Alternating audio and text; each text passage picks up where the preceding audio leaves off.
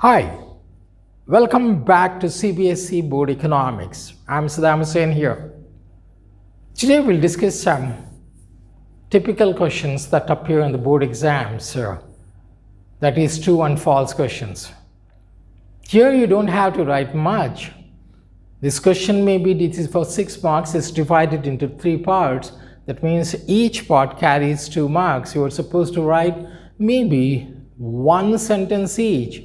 First you write false statement and justify why do you think it's a false statement, or you write it the above statement is true, justify with your answer why it is true.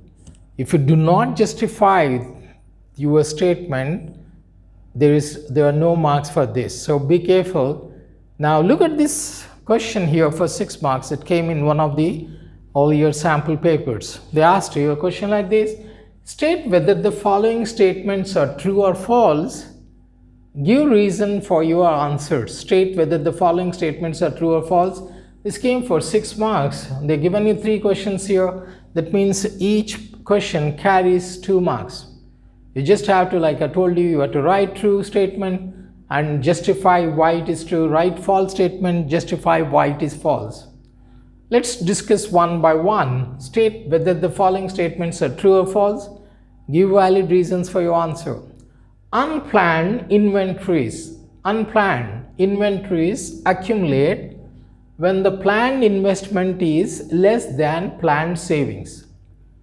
Unplanned inventories accumulate when the planned investment in the economy, if the planned investment is less than planned savings. Put it this way, the planned savings, people are saving more than what is being invested. So here you put it, answers are given here.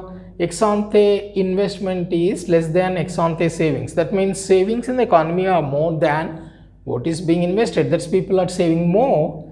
So what happens if they are saving more? So unplanned inventories accumulate.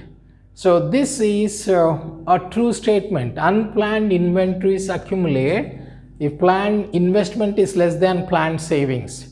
So true statement. Why we justify it with our earlier knowledge in the economy? So I'll give you more idea about this. In the economy, at the equilibrium, we're seeing at the equilibrium level of income, employment and output, aggregate demand is equal to aggregate supply. That is AD is equal to S. We already know AD stands for C plus I and A stands for C plus I. C plus S, C gets cancelled. At the equilibrium level of income and employment, AD becomes equal to S. Automatically, planned savings and planned investment will be equal. That is ex ante saving should be equal to ex ante investment. Before the equilibrium level of income, output and employment were seen before the equilibrium, since aggregate demand is greater than aggregate supply, investments are more in the economy than what is being saved.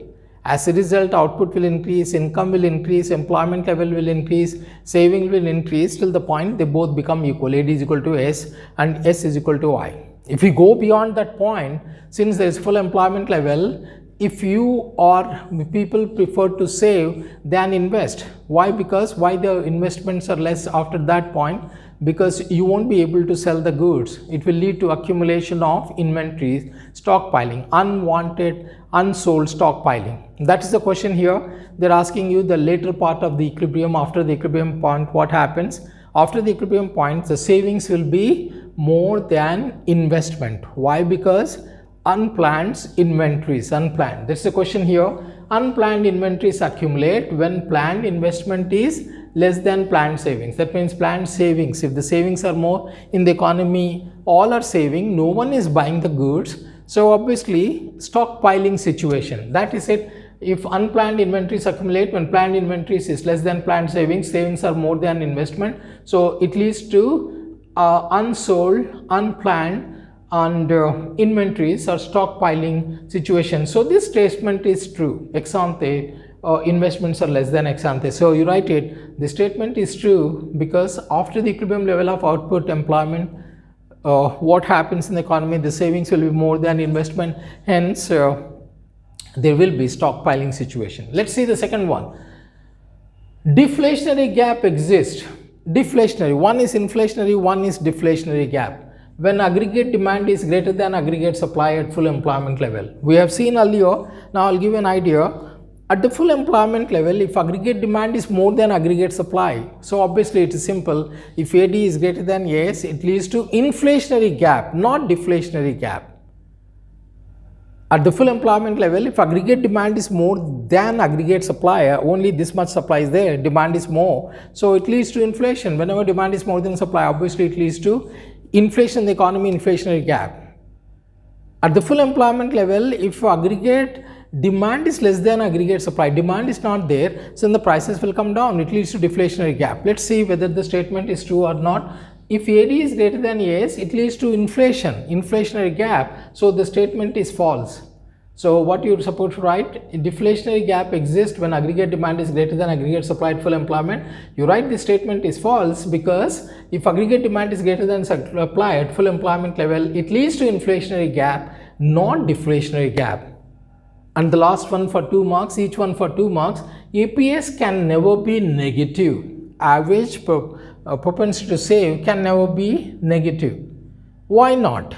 If consumption is more than savings in the economy, savings will be negative. So APS will be negative. APS will be S upon Y. If savings are negative, APS will be. So to give you more knowledge, in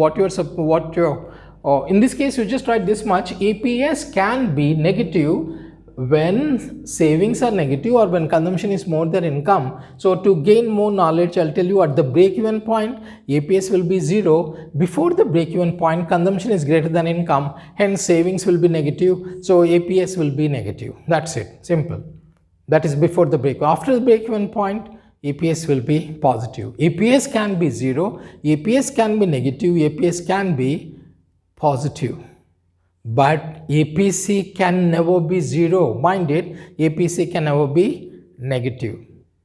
So that's all we have time for this video. Till we meet next time, it's goodbye from Saddam Hussein. Bye-bye.